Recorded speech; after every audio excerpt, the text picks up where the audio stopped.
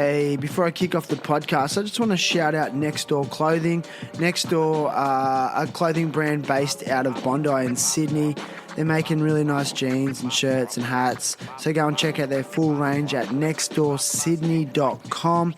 They're also artists, so you can go and check out a range of art. They put on rad parties, and I love what they're doing. So nextdoorsydney.com for the full range. Yes, we've got the countdown. I love that feature. Okay, here we go. So this is for Clementine and Otis.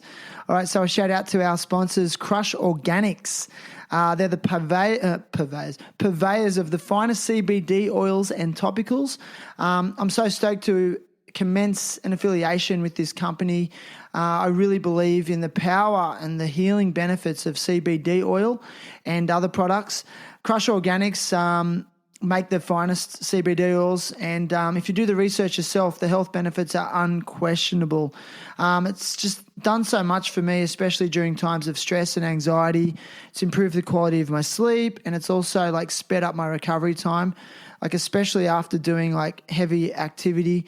When I use the product before like surfing or skateboarding, it just makes me feel loose, makes the joints feel good, and it's an all-natural product. So if you go to Crush Organics, that's KRUSHORGANICS.com and use code THT at checkout. Podcast listeners of this podcast will get a 40% discount on all products. So get on it and use code THT. And as always, a shout out to our sponsors, Indosole. They are the best environmentally friendly footwear company on the market. Their sandals are made from recycled motor vehicle tires. They look rad, and they are all made under the Patagonia B Corp ethical manufacturing certification. So head over to indosole.com, that's INDOSOLE.com, and use code THT at checkout and become a conscious consumer.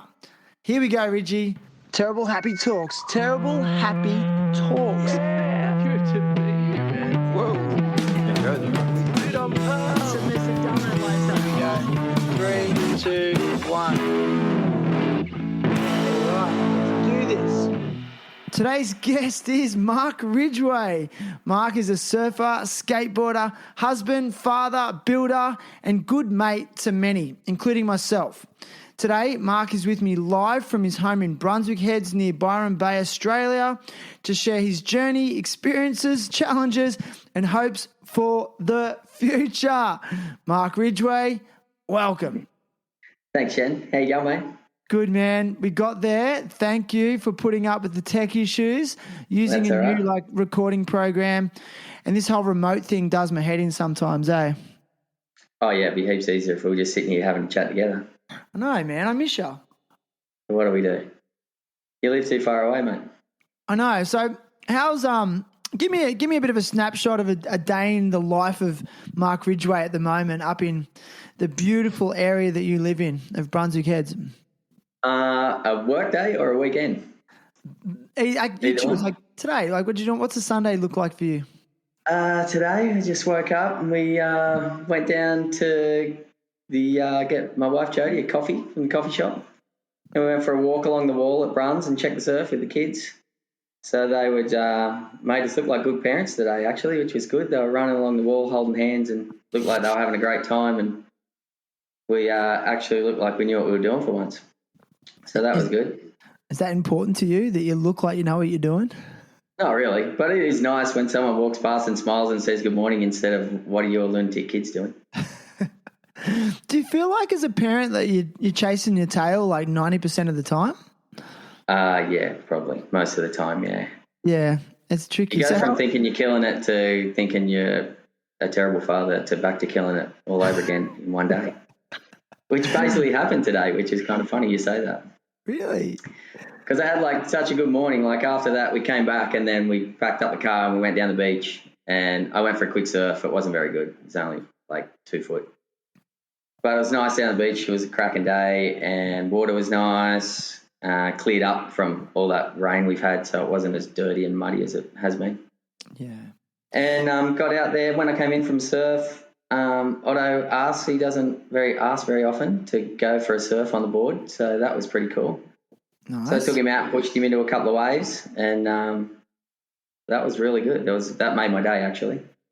And then we headed up the coast to visit some friends, and we stopped off at a surf shop outlet store to get the boys some new rashies, and then that's when I went from being up here to crashing down with the kids and being a parent, basically. Why? Oh, I had a brief conversation with the boys before we went in and said, like, just do me a favour and help me out and behave when we go in the shop, and we'll get these rashies and then we'll get out of there. But then, of course, what kids do, they get in there and they start ripping clothes off the racks, and they're running around and climbing under the clothes racks, and I'm trying to put rashies on one while the other one runs off. And it wasn't until Jodie showed up, she'd been in another shop getting herself some shoes, that she kind of took control and brought them all back together again. Yeah. It's interesting. Like, as a surfer and someone that's surfed their whole life, how important is it for you that your children get into surfing? I guess it's just something that I'd love to do with them, because for me, it's great fun, and it makes me feel like a better person when I go surfing. So that's pretty much what I love about it. I can be feeling like crap and then go surfing, and I hope that maybe one day that they'll enjoy the same sort of feeling. But just to go with them and spend time with them in the water would be good. But if they don't want to do it, I don't care. Like, Otto's not overly enthusiastic about it at the moment, so he likes doing other things, so that's fine. But hopefully one day he enjoys it. Like, as I say, today is the first day he saw another little kid that he knows surfing with his dad, and I said, hey, look at those guys, and he was like, he just looked at me and said, can I go surfing now then? So I was like, yeah, of course, let's go. So I think it'll just take him time, maybe seeing other kids doing it to sort of pique his interest a bit more than me going, you have to go surfing, because I don't want him to do that, because no one wants to do anything they have to do. So yeah, but you want to give him the lifestyle, don't you? Yeah, I want him to. Yeah, well, I just guess I know the enjoyment it gives me, and the 20 million other people around the world that love surfing. It's popular. Yeah, it's good. It makes you feel good. Like, what? That's why it's popular. Like, even today, there was like young kids out there all hooting and having a good time, and a group of girls came out on some mals and were hooting each other into waves and stuff. And I kind of just drifted down away from those guys and a couple of little ones and came in. But do you keep that mentality, like when you're in the middle of a busy lineup, that mentality of like, hey, surfing's fun and it's a good thing to do? But are you saying that to yourself when there's it depends where you're at. 100 people sitting on one bank? I think the rare times when I go to Snapper or up the Goldie, I kind of do, because you got to have that mentality, because you're paddling out when there's 200 guys out. So you can't paddle out there and go, oh, this crowd sucks, because you paddled out into it, because they're there from as soon as the sun comes up, it's crowded. So we're in a place like that, I do. But sometimes I guess I get frustrated if you might be out there just surfing a little bank or something with some friends, and then all of a sudden 5 guys run down and paddle straight out when there's sort of peaks up and down the beach, but they come out right where you are. But I guess, I don't know. Depends. If everyone's cool out there, it doesn't matter and takes their turn. But I definitely get frustrated in the surf with crowds, that's for sure. I'm not saying I don't. Like, okay, so how long have you been surfing? Like, how long? How many years do you think you've surfed now? I think I started when I was about 4 or 5, maybe. So I'm 48 this year. So I don't know, it's a long time. Wow. But yeah, I kind of started when we moved to Maclean and Yamba when I was a kid. We moved from Sydney to there. My parents bought the old BP servo out on the Pacific Highway at Maclean. We lived there for a few years, and my brothers got into surfing, so they just took me. I just went everywhere with them pretty much when I was a kid growing up. And I just tagged along with those guys, and all their friends surfed, and all their friends used to always just look after me, and I had a little cool light to start with, and finally progressed to a 5-glass one. I'll hand me down off my brother, I think. But Do you remember what It's that funny, board like was? I hear people talk about when, Paulie he had a country style twin fin. I think it was either shaped by, I probably think it may have been shaped by Rod Dahlberg when he was really young.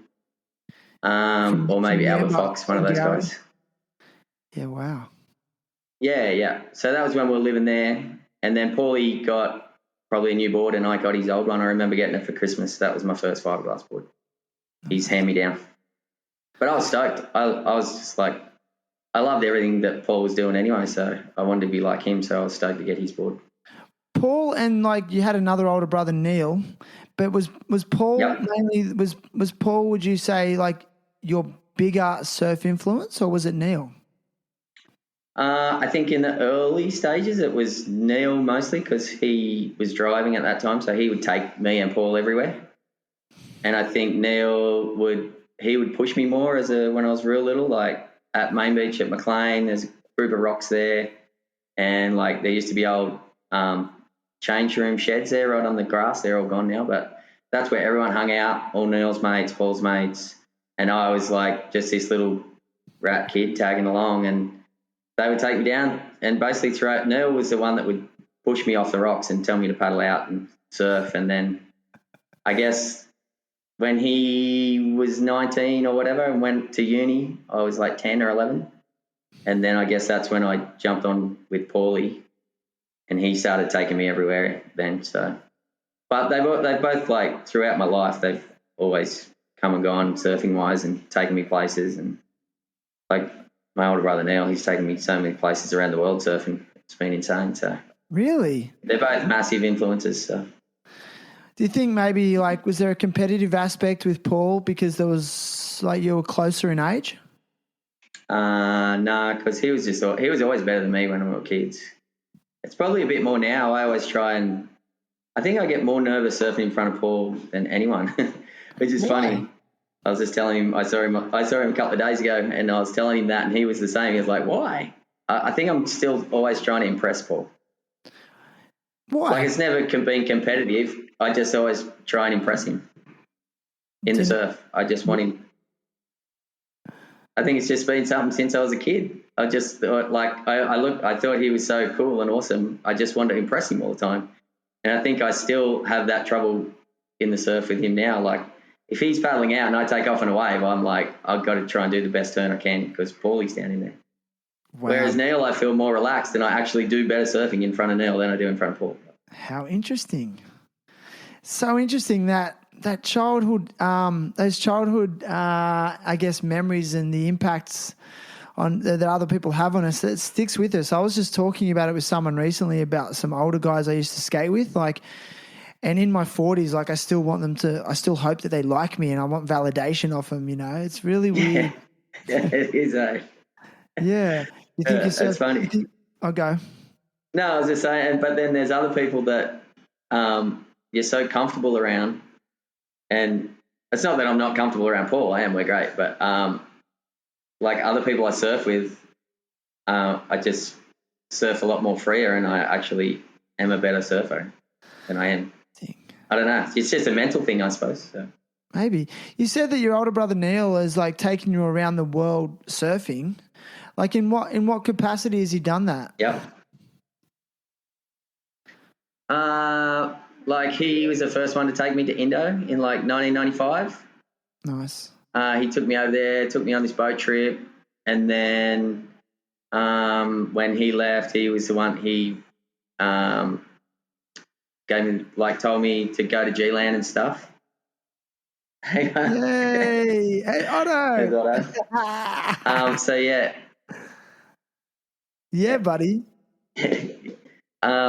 He gave me he hooked us up with guys over there that he knew in Bali to get us on the old BMO over to G-Land, the old track, and hooked us up with Bobby's camp and stuff. Oh no, actually I stayed at the jungle camp that first time in 95, but so that was the first time there. And then also like 2006 he was just like, he worked for Rip Curl, so he was organised that search event in Mexico.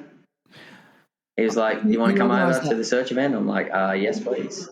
Wow. Yeah. He was like one of the head guys at Rip Curl to organise that contest. So, Amazing. I just flew over there, met him in LA, and he hooked us up and took me down to Mexico and hung out with all the pro guys and stuff, which was cool. And So nice, but he's always done that. You've told me that story before, like as a friend. I know about that time you went down to the search event in Mexico, and the surf break was called. We know what it's called. Are we allowed to say it? Yeah, I think there's a contest there this year. I just saw on the WSL they're having a comp there this year. And that was at Barra de la Cruz, right? Yeah. Yeah, I said it. Can you just like? I'm glad you said it. Just because I think it's really interesting, like, can you just break it all down for us? Like the location, the wave, the event, that was a special event because I think, did Andy Irons win that event? He did, yeah. Yeah, he beat Taylor Knox in the final. Yeah. Amazing. So what was it like, man? Oh, it was insane. Like we got down there and then the first day we were there, we went straight to the contest site. I think it was the day before the waiting period started. And it was about 8 to 10 foot and just this grinding freight train, right-hand barrel. And there was a couple of guys there and the water was coming right up to the judges' tower and people were freaking out that it was going to knock the tower over. And but that stuff all got sorted out. And I was in the judging tower that first day and Taylor Knox was there and he asked me to be spotter for him when he jumped off the rocks. And I was like, oh, my God, it's like one of my heroes. And now I've got to tell him when to jump off the rocks, and it's like 10 foot. I hope I don't kill him. But he ended up, got out okay. I was waving this towel. I was like, shit, go Taylor. So, like, just to clarify for those that don't understand what that would mean, like when you're someone's spotter at a contest, so you were timing the sets and telling him when to make the run for the rock jump? Yeah. The comp hadn't started yet. This was the day before the comp, so. Okay. I didn't have the pressure of him being in a heat or anything. He was just going free surfing, and there was just that many waves coming through. You kind of where you jump out, you got to sit behind this rock, and you can't really tell when there's a lull. So he was like, when there's a gap in all these waves, let me know, and that's when I'll jump off and go. So, and he was a big hero of mine. Like he was one of my favourite surfers at the time, and probably still is. But so it was pretty daunting, but. It was pretty amazing to see, and then we just came back the next day, and all the boys in the World Tour were there, and they were all free surfing, and it was like as good as it gets, basically. I remember Parko said to my brother that morning when we pulled up, he just said, "Ridgway, stop searching. The search is over. We've found it." So that's how good it was. It's funny because I remember when that comp was on and I was watching it, and I remember Taj Burrow said the same thing. He's just like in an interview, he said, search is over. Like, we've found it. This has got to be one of the best waves. Can you actually because you surfed it obviously, and for me watching it and the footage of it, it just looked like, that's got to be the easiest barrel ever. And it just looked like all you had to do was just basically take off and stand there and just get barreled for 100 metres down the line. But was it as easy to surf as it looked? No, I didn't find it that easy at all, to be honest with you. I couldn't slow down enough. You're just going so fast.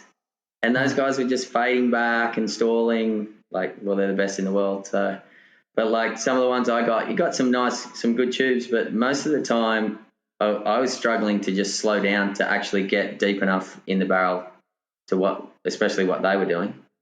But there was the odd occasion, Dawny, our good friend Dawn. Yep. He got probably one of the best barrels. He was down there too. He got one of the best barrels out of the non-pro guys. So you definitely get them. But I found it when it was those days it was bigger than 6 foot. It was hard for me to get good tubes. When it dropped down after the comp, there was a day or two after the comp, it was 4 foot. I got better waves then, but I guess it could have been the best surfing moment of my life, but it ended up probably one of the worst because I was paddling out in the free surf session before the comp started one morning. And I don't know how it happened, but I ended up deeper than everyone in the top 44. And this set come through and I was next to Fanning and he was just like, "Are you going? Because if you're not going, I am." And I was like, shit, I got to go.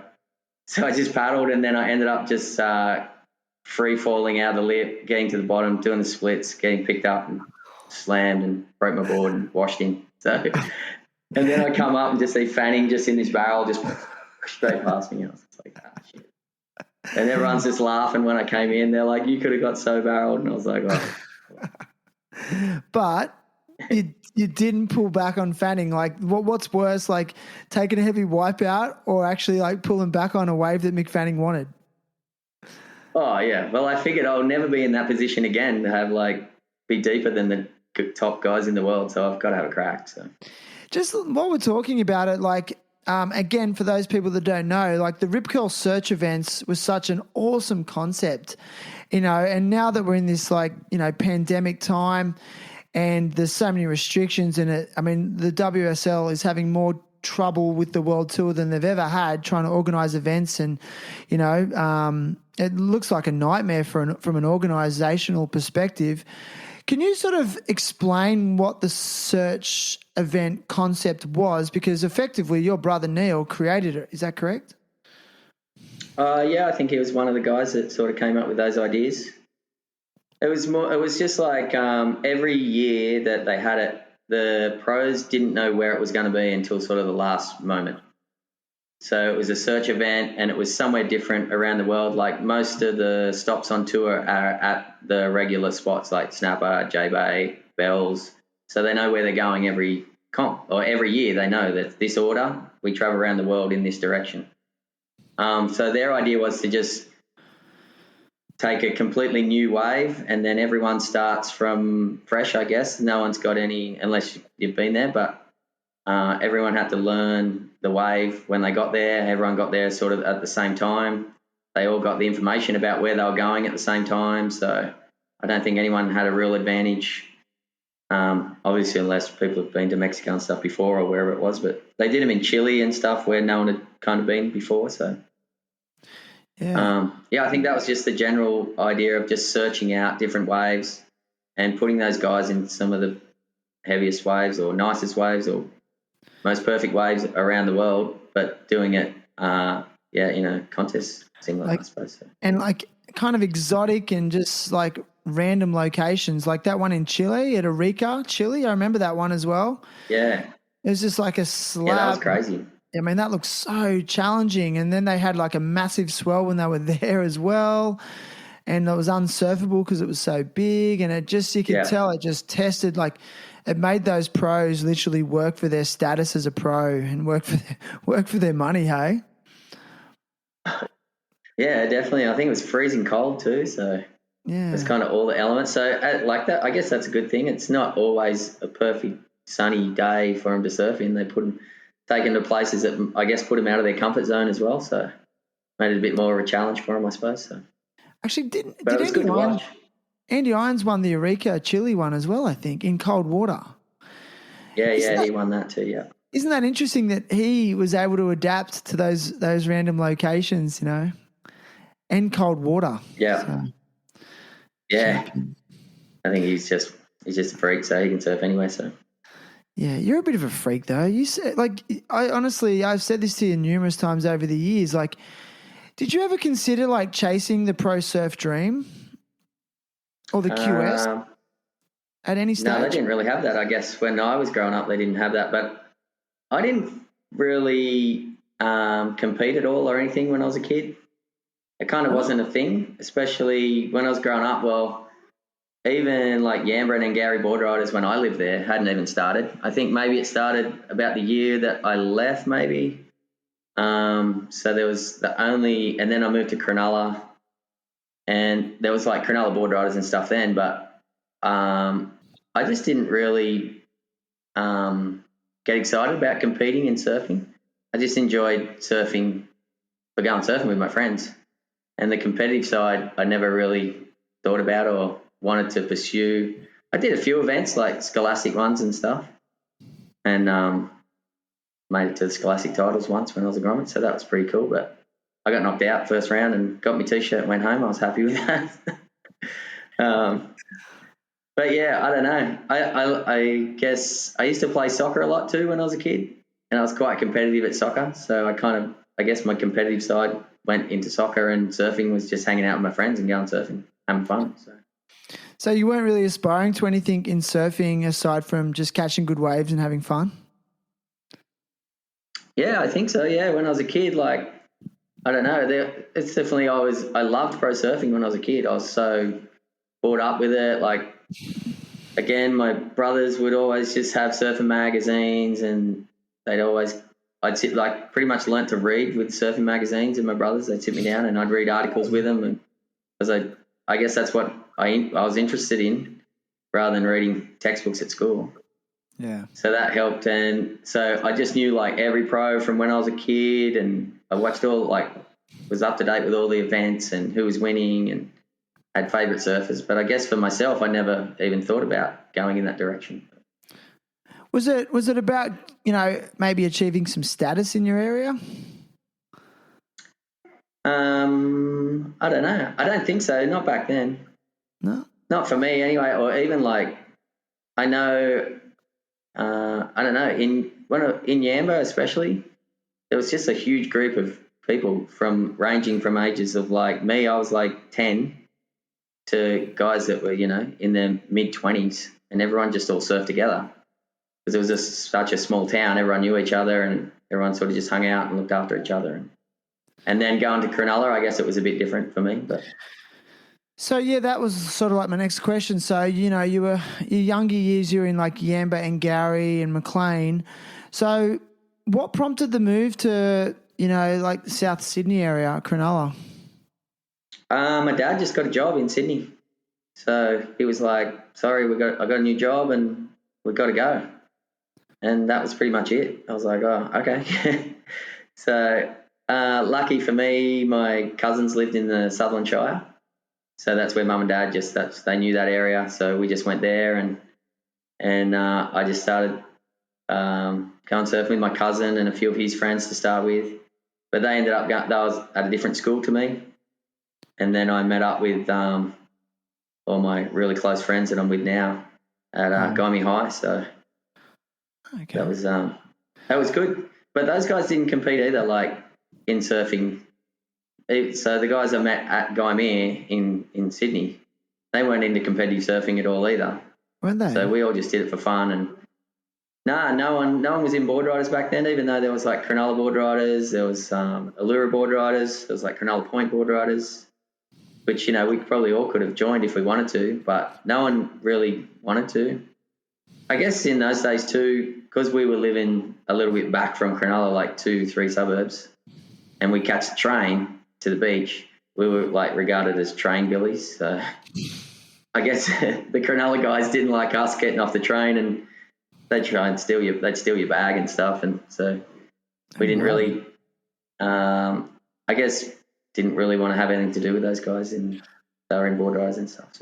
So that move, they're all cool now. Like, as we got older, everyone was cool, but yeah. When we were kids, it was definitely a vibe between the people that got the train to the beach and the people that lived at the beach, for sure.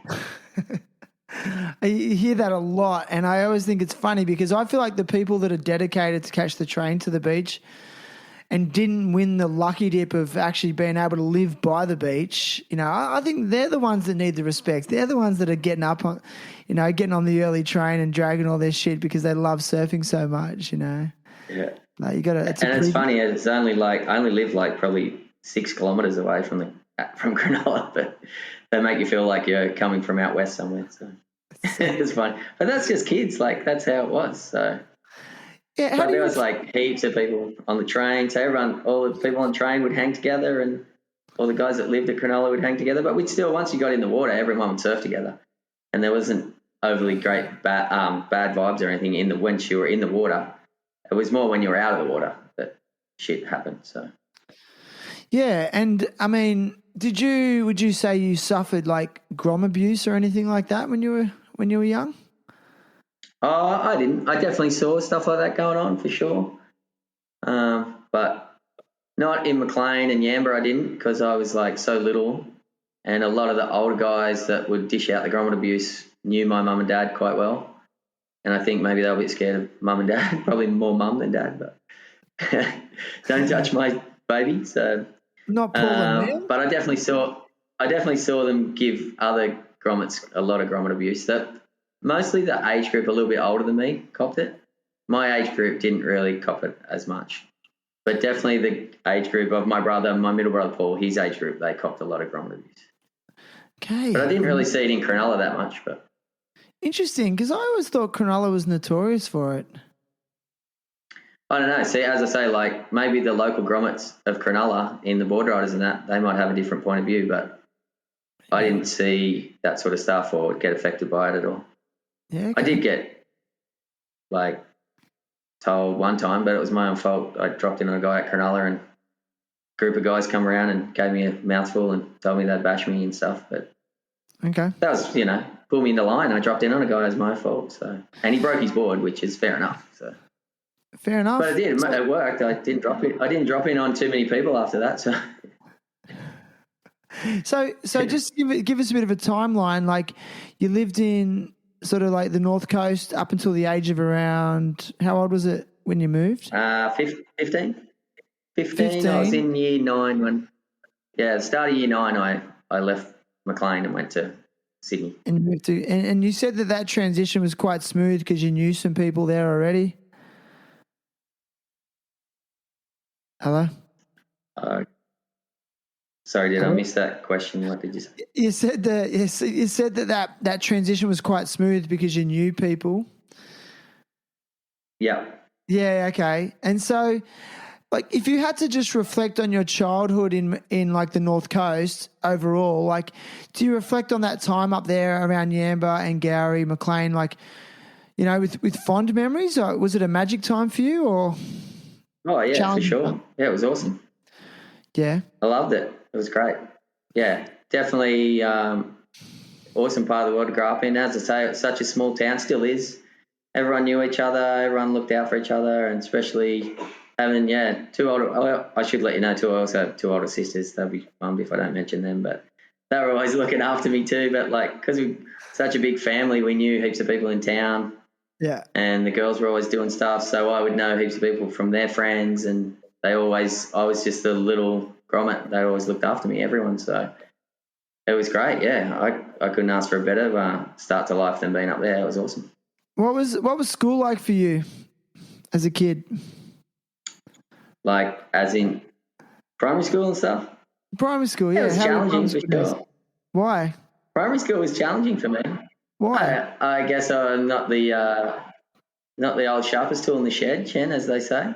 What do you mean by that? But I just found learning at a younger age a lot more difficult than I did as I got older. So like I think from like kindergarten to year 6, I was just everything sort of was a bit beyond my grasp. Really, like in terms of reading and writing? Yeah, and maths and just sort of keeping up with everyone else in class. I always felt like I was kind of a little bit behind everyone. But then like, as I got older, I think. And I don't know, I struggled with, just learning things, I guess. Interesting. Like, and what things engaged you then at school, whether at primary school, high school, like when you're in those environments, like when did you feel engaged in your learning? Probably PE and woodwork. That's it. Like, I'm serious. I mean, I was the same. No, dude. I'm serious too. Like, when I look back now, especially in high school, I wish I had done history because I'm actually quite interested in history. I love history stuff. But at high school, I did geography because that's what my friends were doing because I was like, I don't know what to do. And I didn't really like geography, so I just kind of sit there and not really engage in that. And English and maths and that was all right, but I wasn't like top of the class or I was just getting by sort of thing. And I had no interest in reading books or anything. I didn't like reading unless it was a surfing mag or a skating mag. So but you're interested. I just kind of, I didn't really, I don't know. School was fine. I love school. I was never in trouble or having a bad time at school or anything. I just don't think I engaged in learning it as much as if I could go back now, I would be way better. Right. But do you think I'm sure everyone's like that. Lots of people. So. Oh, they are, like a majority of people. But I think was it when you were actually interested? That's when you were able to learn better. That was the key. Oh yeah, for sure. Yeah, and I love that you said that you basically learned how to read because of surf mags. You know, like that's so interesting. It's just like, yeah, I'm interested in surfing, so I think as opposed to like if you're at school, they're going to try and make you read some shit you're not interested in. And yeah, I mean, I do that thing all the time, and I'm reading something I'm not interested in, and I don't even know what I'm reading, so I'm thinking about something else. You know, I do that all the time. Yeah. Yeah, it's funny, man. Well, I try now with Otto, like to get him engaged in reading. Like I try and tell him that, you know, if once he gets better at reading, he'll be able to read he loves Pokemon and stuff like that. He'll be able to read his Pokemon books and learn more about them if he learns to read. So trying to get him a little interested in reading and seeing it as a bit of a goal to then actually be able to learn stuff that he's actually interested in rather than just be it words on a paper. Gotcha. So after high school, like that, I always talk about this. Like, I really believe that first year out of high school is an interesting year. I think it's like that transitional year for a lot of people where they start to make some sort of life decisions. Like, what was the first year out of high school like for you? What did you end up falling into? I got a job as an apprentice carpenter, which I got actually before I finished high school. So that I guess maybe that I turned off learning at high school too, because I was like, I got a job anyway at the end of the year. So, and my future boss was like, stay at school, and when you finish school, then finish year 12, and then when you finish year 12, we'll take you on. So I just walked straight into that. And my dad was a tradesman. He was a tiler. So he was like, you know, nothing wrong with being a tradie. Get out there if that's what you want to do. So I kind of started doing that, and it's what I'm still doing. So enjoy it? Yeah, I do. It's the same as every job, I guess. It has its moments where it's just a job and you just got to go.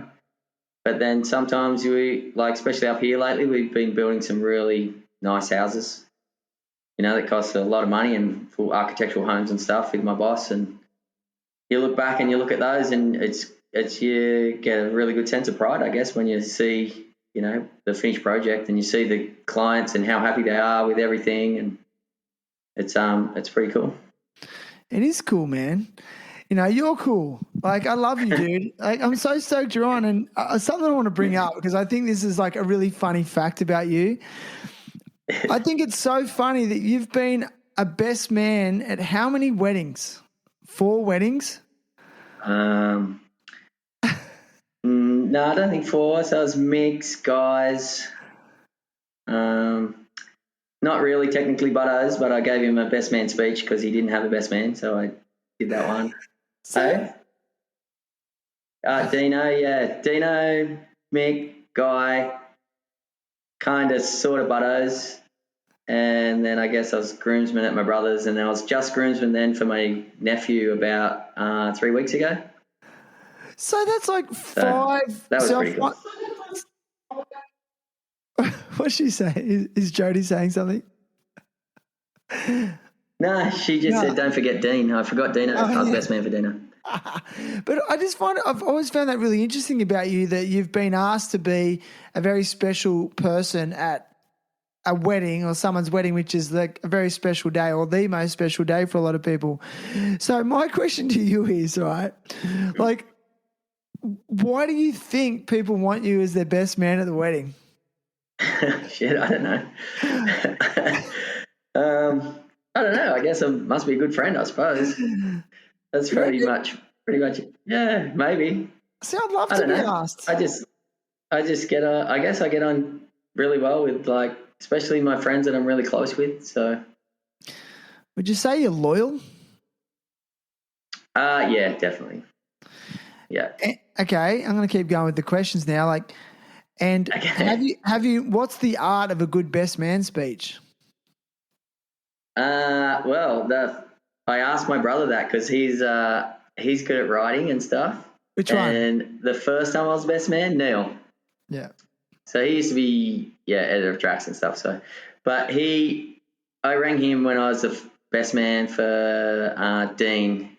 That was the first time I was best man, and I said, "What do I do? What do I write?" And he said, "Remember, it's not a 21st speech, and just speak from your heart." And so that's what I did. Dude. And then you took that philosophy into all the other weddings that you were a best man at? Yeah, I just kind of did the same thing. And I've never been, like, I just sort of never really wrote a speech, as in, like, wrote it all out on paper and then got up and read it word for word. I just kind of, like, get a few points that I actually want to talk about and then maybe try and freestyle it a bit and see where it goes. Yeah, man. I love it. And, like, you know, because I always think, like, I'd love to be asked to be a best man. And I actually was best man at my brother's wedding, which was cool, you know, like I loved it, stoked. But what advice would you give to someone that's aspiring to be a best man? To be a best man. I'm serious. Oh, shit, I don't know. I don't know, dude. I honestly don't know how to answer that. You just got to, I guess, just be yourself and be a good friend to your mate. Like, because if you're not going to get asked, are you? Like, yeah. Because they want, if your friend's getting married, they're going to ask the person that they feel most comfortable with and that they want to be there as part of that special day. And if you've been in their life and been through ups and downs with them and through the good times, bad times, and all that sort of stuff, they'll want you there as part of, like, that's a pretty monumental day in your life, is getting married, and they'll want you there next to them. So you can't, be a dickhead to your mates and then expect them to want you to be best man, I guess. So yeah, because, like, you're a family man now, but I mean, how important are close friendships to you? Because I have noticed that you do treat your friends like family. I've always really respected that about you. Like, why do you think that you developed that mindset originally? Do you have it? Is that a hard question? Is it because you were... No, I think maybe it was just subconsciously, just from the way I was brought up, I guess. Okay. Like, just being the youngest of five and everyone showing me a lot of love and hooking me up and looking after me, and I guess I just treat my friends the way that I've always been treated by other people too. So I guess that comes across and shows in that way, I suppose. So. That's amazing, bro. I've just got to plug my laptop in. It's going to run out of battery because I'm so professional on this show. Hang on a second. Don't go anywhere. Fucking hell. I'm not. All good. Okay. Oh, shit. I'm having troubles all over the place, Ridgie. I'm still here. I have to probably edit this part out. Or maybe not. Is this your first podcast, Shan? It might as well be, because I'm just, I'm just rookieing out today, aren't I? Big time. Anyway. But yeah, man, I don't know. I just wanted to bring that up as a joke, because I used to joke about that with you and say, like, I dead set think you could put that on your resume as a character reference. Like, I've been a best man at numerous weddings, and like, I just love that about you. But I think I really resonate with you in that respect, that, like, the importance of friendships, because there's the old adage of, like, you can't choose your family, but you can choose your friends. And, I see the brotherhood that you have with some of your close friends, and it's something I've always admired about you, and actually, like, from the distance, kind of learnt from you about, treating. Hey, Shan. Yeah. Yes? Can't hear me? I'm only getting every second word. Sorry, bro. Yeah, right. So it's still recording on your end. I'm having trouble hearing what you're asking me. Can you hear me now? Now I can, yeah. Sorry, dude. Sorry. It was just like every second word. I was like, trying to piece it together, but I wasn't quite sure. Dude, I'll be honest with you. Like, these podcasts weekly, some don't go smoothly. Some are smoother than others. So thanks for bearing with me, man. Yeah, no, man. All good. Yeah. So anyway, it's cool. I know. I think friendships are important too. I want to, like, I've said this over the years. We've talked about this. Like, you're someone that I've always really looked up to, because you're an amazing surfer, but you're also an amazing skateboarder. And I've never really met anyone that can actually do both well without compromising the style of each. Does that make sense? So when you surf, you don't look like a skateboarder trying to surf. And when you skate, you don't look like a surfer trying to skate. So, like, how old were you when you first got into skateboarding? Apparently, but Dad said there's a photo of me apparently when I was like 3 bombing a hill. No way, at 3. Yeah. So who got you into skateboarding? How'd that start? Same, mate. Neil and Paul, like it's the beauty of having older brothers. You just tag along, and like that was back in Sydney when before we moved up the coast. I remember Neil had a little red 5-glass skateboard, and I used to kick around on that. And then I remember Dad built Neil a quarter pipe in the garage. Even back then, like talking 75 or something, 76. Wow. And Dad was building quarter pipes for Neil and Paul in the garage then, and all the neighbourhood kids would come over and skate it. And so I was just surrounded by that sort of stuff, and I just saw it at a young age. And then when I was old enough to get my own, we just make our own, actually, me and Paulie, when we were younger. Cut them out of Dad's old mud boards that he used to have in the back of his truck, and steal our sister's roller skate wheels and whack them on. And wow, you do that? Skate. Yeah.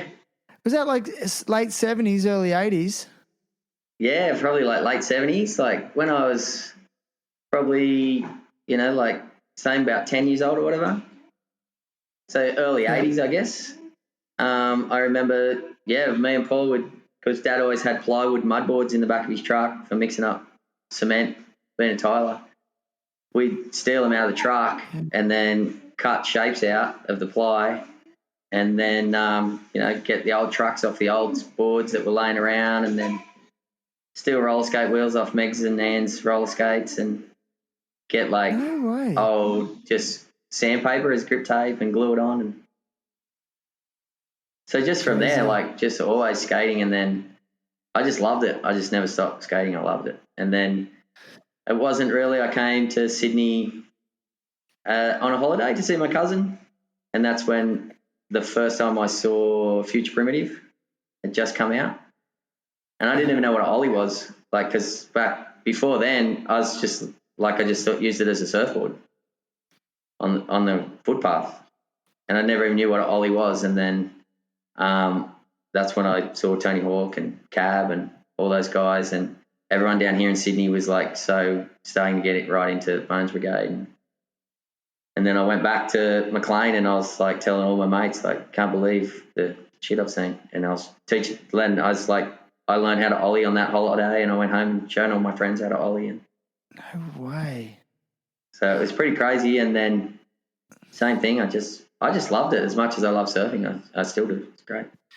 Yeah, I mean, that's another thing that's impressed me about you. You're well into your 40s and you still skate. I mean, and surf is better than ever. I mean, I kind of feel like you got better at skateboarding when you turned 40, I think I did.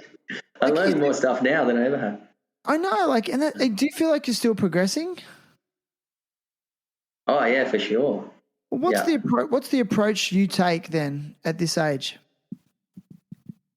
I keep it small. I don't ride big ramps or anything anymore. I like 3-foot half pipes and not even knee high, shin high rails. And I just think of tricks that I've always wanted to do, and just go out, try and learn them. And I've got a little mini ramp in my garage, so that helps a lot. Just doing lip tricks and stuff. I've learnt so many tricks on that mini ramp in the last 5 years that I would never have been able to do before that. Really? But that's just having it there, and it's just a perfect size. It's only this, it's 700 mil. It's not even waist high.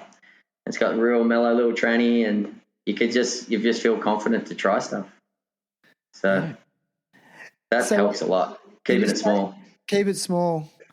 Yeah. Because it hurts too much when you fall down. It does. But you seem like you've been someone who's been quite injury free. Is that right? No, I've had quite a few injuries. Bad ones? Not as far as blown knees and stuff like that. I've never done touch wood, ACLs and all that sort of shit.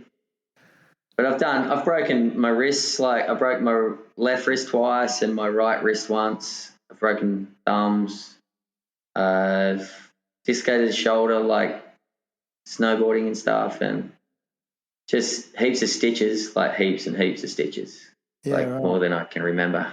Like nearly 200 probably. Cuts and bruises and whacks but that's from surfing and skating, the stitches thing. I've got heaps from both. Yeah. So, no, broken foot. Okay. Actually, I broke my foot when I was supposed to go to the doctor because I broke my wrist. But then I went skateboarding instead. Yeah. Funny story. I was booked in to get a bone scan on my wrist, and I was like, it was in the afternoon, so I took the whole day off work. So I thought it'd be a good idea to go for a skate in the morning. And then I broke my foot while I was skating in the morning, and I come hobbling into the place where I was getting the bone scan, and the doctor's looking at me and he's looking at my report and he's like, "Why are you limping? Aren't we supposed to be here for your wrist?" And I was like, "Oh yeah, I hurt my foot." And he's like, "Well, we'll do that as well." And then I was in the waiting room and he's like, "Mr. Ridgway, come in." I go, what's going on? He goes, "Well, your wrist is broken. We know that." I go, "Yeah." He goes, "And so's your foot." I'm like, "Oh, great." I go, "What does that mean?" He's like, "You're going to have to wear 2 casts." So I walked out of the doctor's surgery with a 5-glass cast on my wrist and a 5-glass cast on my leg. So just limping out. It's classic. Like, what was the first skate park you remember back in the day around the Sutherland Shire? What was the one you were going to? Was it Olds Park? Yeah, Olds at Hurstville. That was there, and Gannon's Park. There was a bowl there. Gannon. Yeah. And Allawa Bowl as well. So we'd catch a train to Allawa. We'd catch a train to Hurstville and we'd skate Allawa. Yep. And they were just those donut bowls. Remember, there was no coping or anything. They were just like concrete donut, and you're just banking around and trying to do airs and just ripping around. Like even sort of surfing those as well still back then. Just getting into doing tricks, like trying to do things over the hip and stuff back then. But Gannon's Bowl, we spent heaps of time there. And guy at school, my mate at school, Justin Puckridge, he was really good. He had a ramp in his backyard, so everyone would skate that like heaps after school, and so that was good. But it was also a time when you couldn't go shopping on a Sunday. So the shops were all closed. So you could go to the city and it would be deserted, or you could go to the Westfield at Miranda in the car park and it was deserted except for kids on skateboards and bikes. And that was like just big skate parks. So everyone just went there, and there was no skate parks really at all in Sutherland Shire that I knew of back then. Interesting.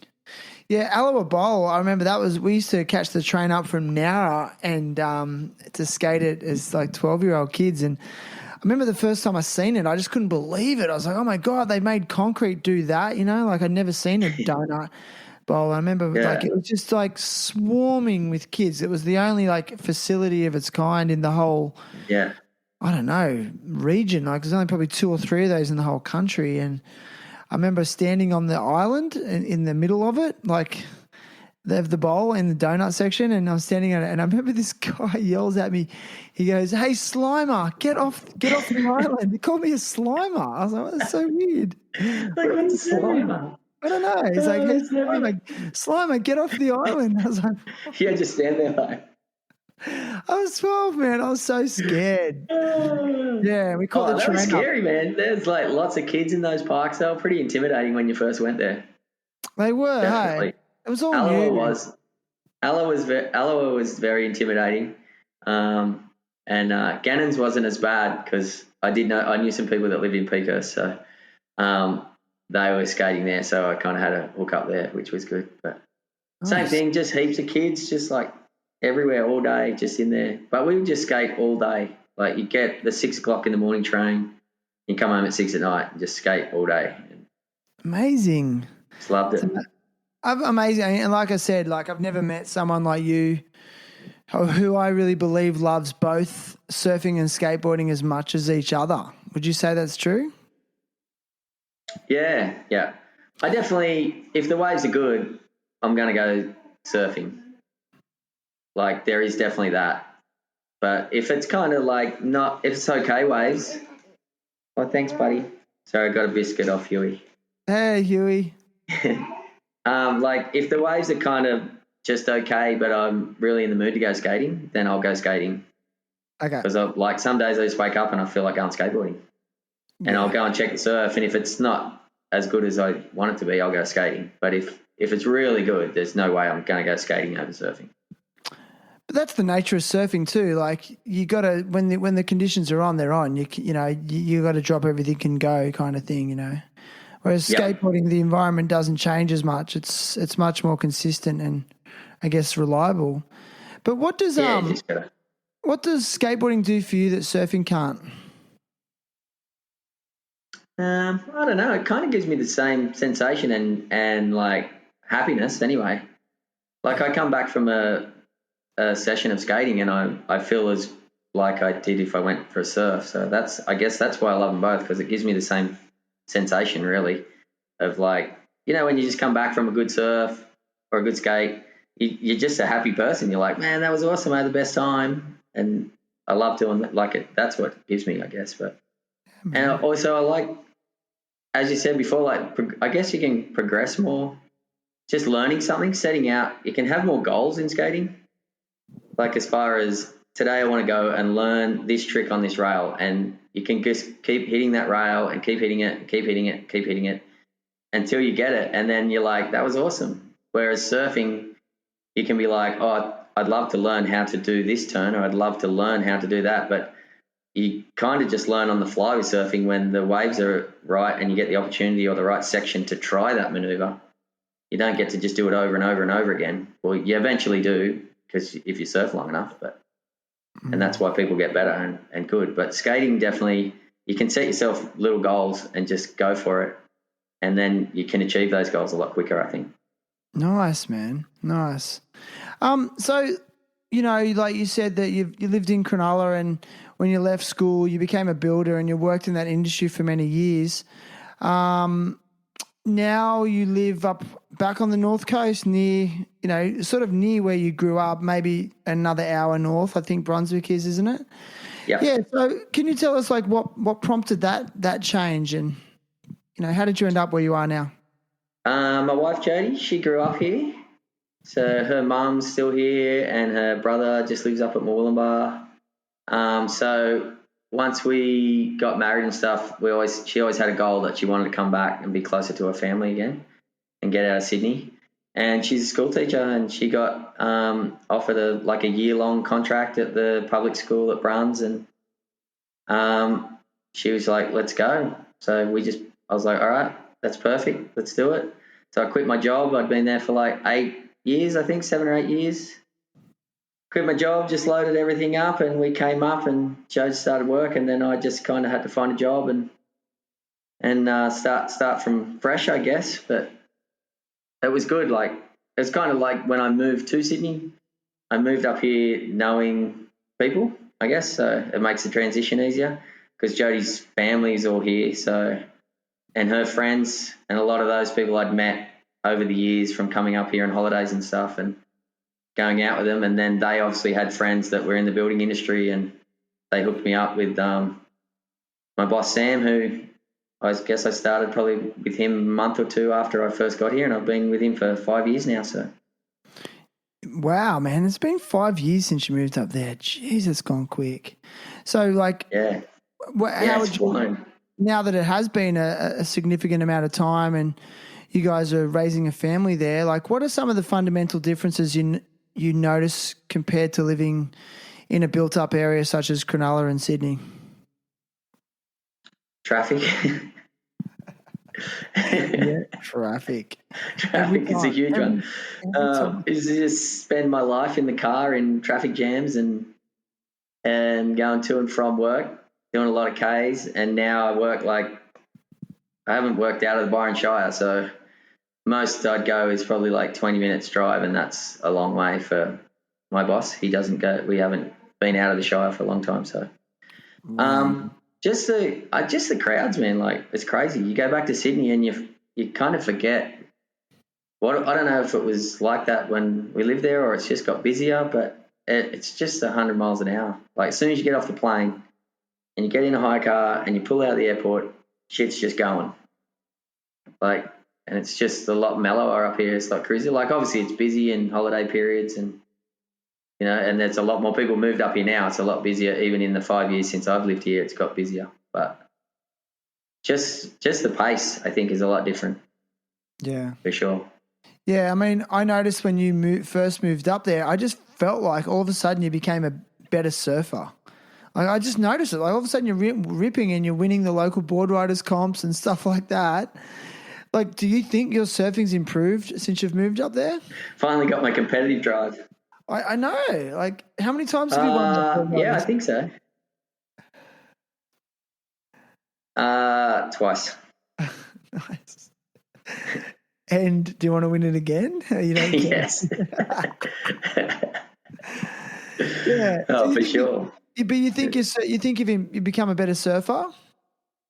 I think so. I think I'm surfing better now than I ever have, really, to be honest with you. I've noticed. Like, why? Like, how old are you, if you don't mind me asking? I'll be 48 in July. And you feel like you're surfing better now?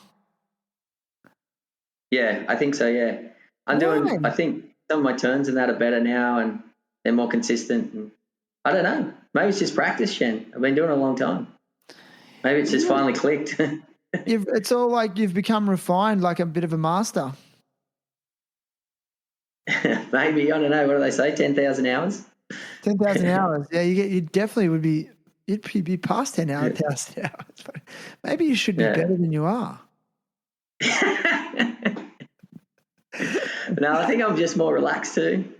Do you think it's like there's a good vibe up here? Like I think when I left Cronulla, a lot of my friends had all moved away from Cronulla, so I was surfing and it was crowded, and I kind of felt like I'm just surfing by myself all the time.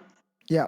And I don't think I was enjoying my surfing as much down there. I don't know whether I was surfing better or worse. I was definitely probably not as enjoying it as much.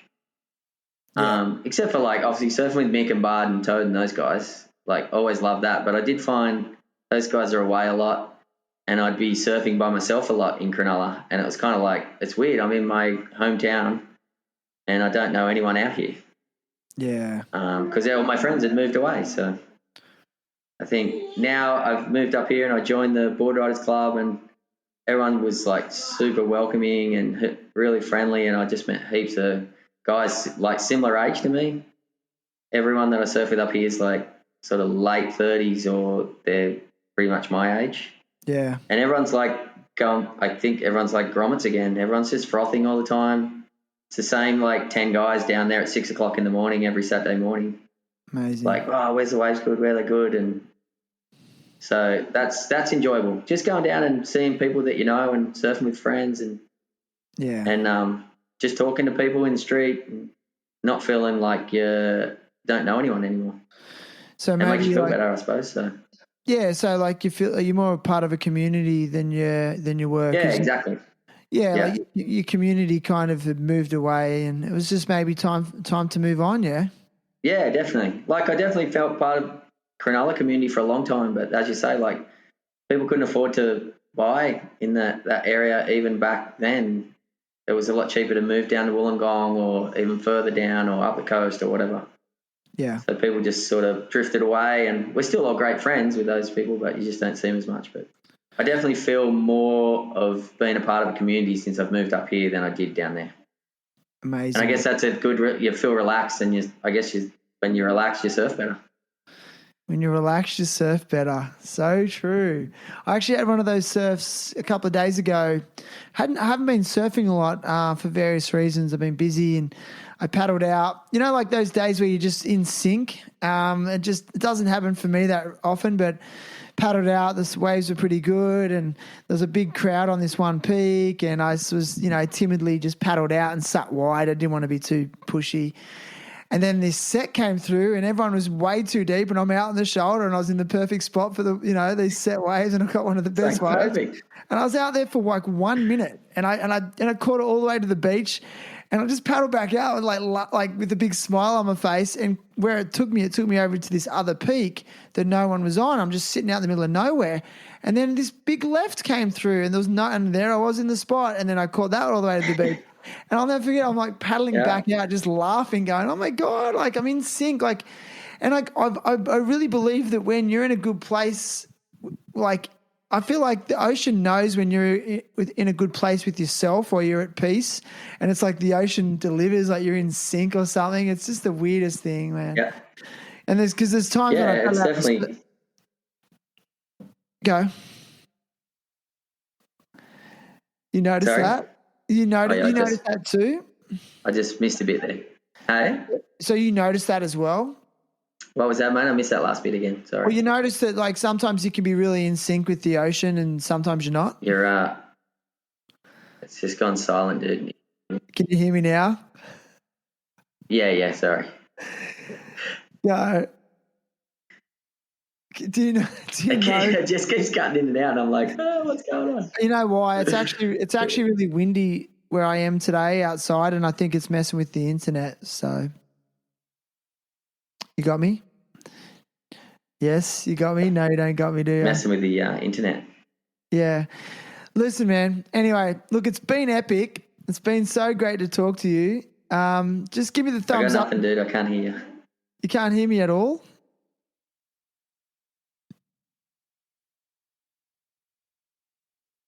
No, I can't hear you.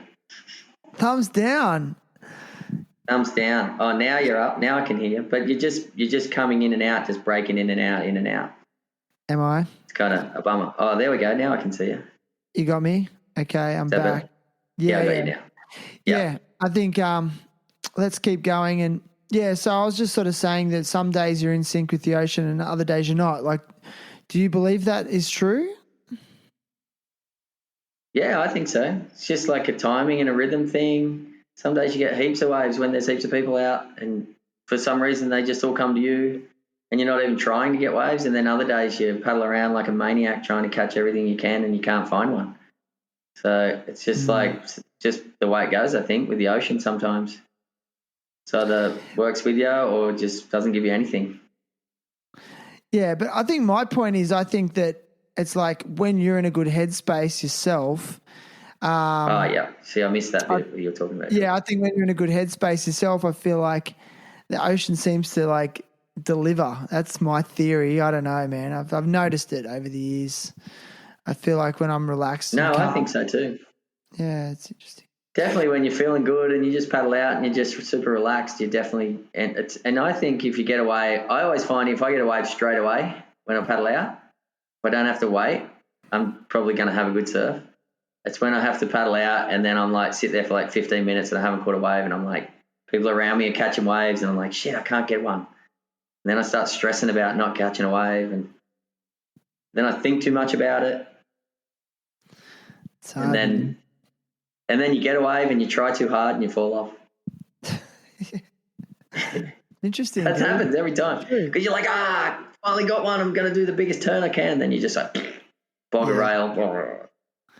Yeah, man. And I think that's when the ocean teaches you lessons. So it's kind of like, you got to go with the flow. You can't force these things and the ocean will deliver. That's my theory. Yeah. No, I like it. Listen, bro, like it's been epic and like I'm so stoked to have you on. And I say this a lot, like with this podcast journey thing that I'm doing, like I want to have all my good friends and people who have been really influential on me over the years to be on the show. So I'm just so grateful to have you on, man, because, I really do, regard you as someone who's been really significant in my life. So I just want to thank you for your time. It's all good, dude. I didn't mention this at the start because we're having all sorts of tech issues, but I ask all guests to come to the podcast with like a cause or a charity or something they want to advocate or support. Is there anything you can think of that you might want to advocate for today? Shit, I don't know.